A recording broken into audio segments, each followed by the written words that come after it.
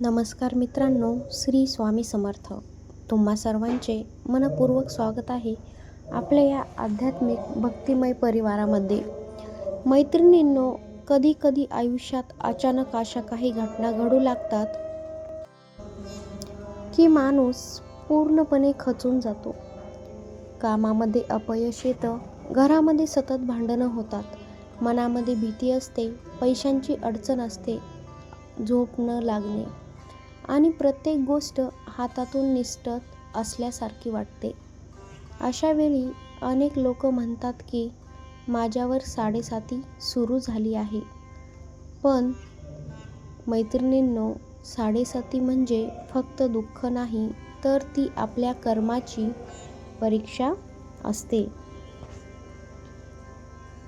आजच्या या व्हिडिओमध्ये आपण जाणून घेणार आहोत, श्री स्वामी समर्थ सांगतात, साडेसाती सुरू असलेल्या लोकांमध्ये दिसणारे 20 महत्त्वाची लक्षणे कोणकोणती आहेत. तर व्हिडिओ पूर्ण शेवटपर्यंत तुम्ही नक्कीच पहा, कारण शेवटी मी तुम्हाला एक अत्यंत प्रभावी स्वामी उपाय सांगणार आहे, जो अनेक भक्तांच्या आयुष्यात चमत्कार घडवून आणतोच.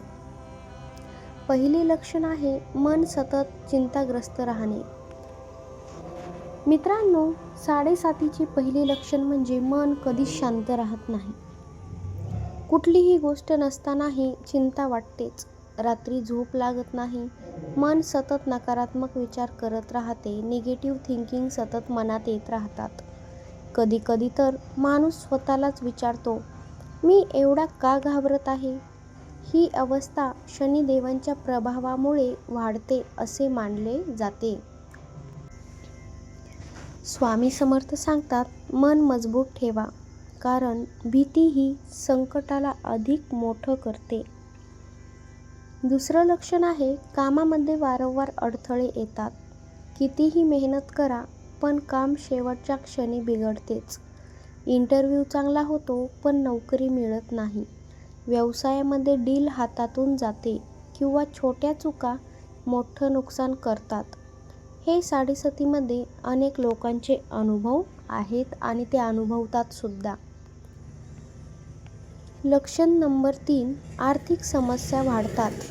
पैसे येतात, खूप येतात, भरपूर येतात, पण ते टिकतच नाही.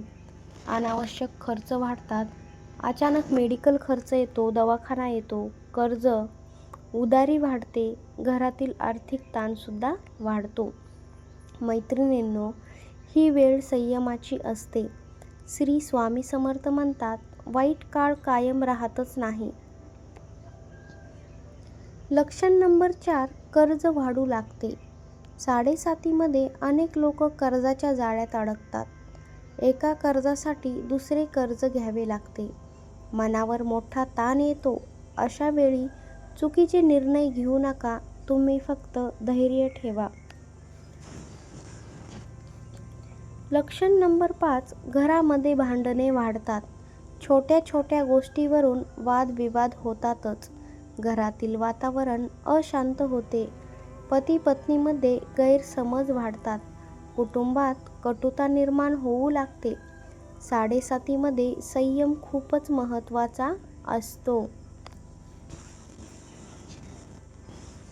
लक्षण नंबर 6, नोकरीमध्ये अस्थिरता येते. नोकरी बदलावी लागते किंवा ट्रान्सफर होते किंवा अचानकच कामावरती दबाव वाढतो. कधी कधी मेहनत असूनही कौतुक अजिबात मिळत नाही, कितीही काम करा. लक्षण नंबर 7, आरोग्याच्या समस्या खूप वाढतात. सतत थकवा जाणवतो, डोकेदुखी जाणवते, पोटाचे त्रास वाढतात, मानसिक ताण जास्त येऊ लागतो. काही लोकांना अचानक जुन्या आजारांचा त्रास सुरू होतो. मित्रांनो, आरोग्याची काळजी घ्या, लक्ष द्या. लक्षण नंबर 8, नकारात्मक विचार वाढतात. मनामध्ये सतत भीती निर्माण होते. स्वतःवर विश्वास कमी होतो. माणूस एकटेपणा अनुभवतो. अशा वेळी श्री स्वामी समर्थांचे नामस्मरण अत्यंत शक्तिशाली मानले जाते. लक्षण नंबर 9, कोणतेही काम व्यवस्थित होत नाही. काम सुरू होते पण पूर्ण होतच नाही.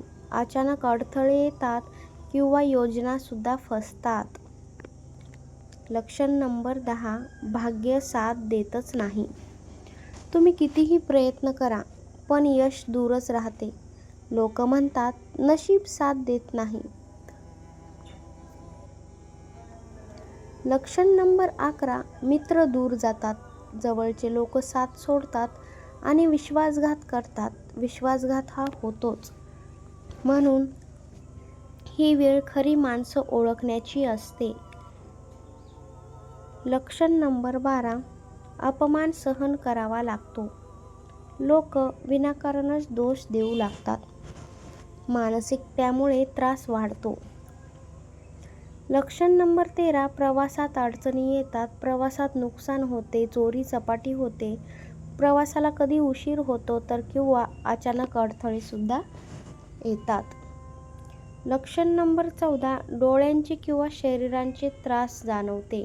डोळे दुखणे, सतत थकवा जाणवणे, शरीर कमजोर वाटणे ही लक्षणं दिसून येतात. लक्षण नंबर 5, जुने कर्मफळ जास्त त्रास देतात. मित्रांनो, 7.5 म्हणजे कर्माची परीक्षा मानली जाते. पूर्वी केलेल्या चुकांचे परिणाम समोर येऊ शकतात. लक्षण नंबर 16, निराशा आणि हताशा वाढते. जीवन निरर्थक वाटू लागते, आशा कमी होते.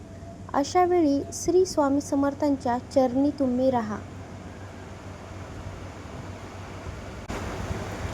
लक्षण नंबर 17, कुटुंबातील व्यक्ती आजारी पडतात. घरामध्ये सतत आरोग्याच्या समस्या निर्माण होतात.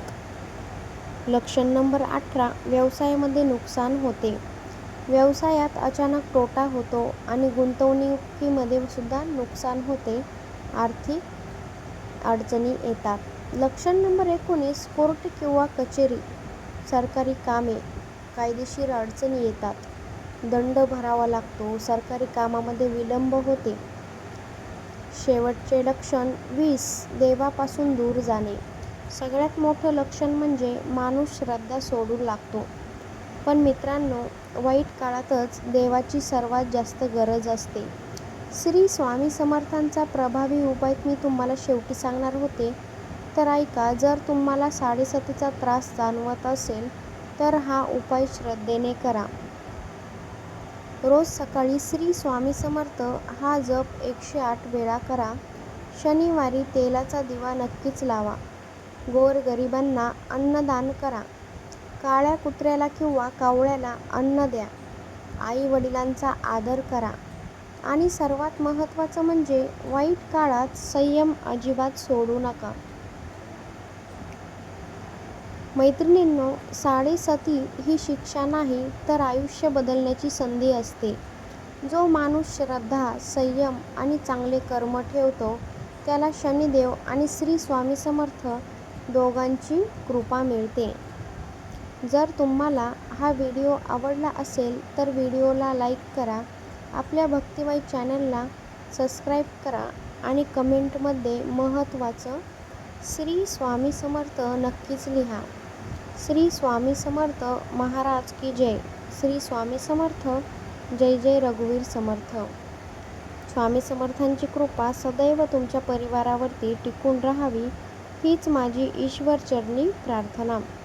धन्यवाद.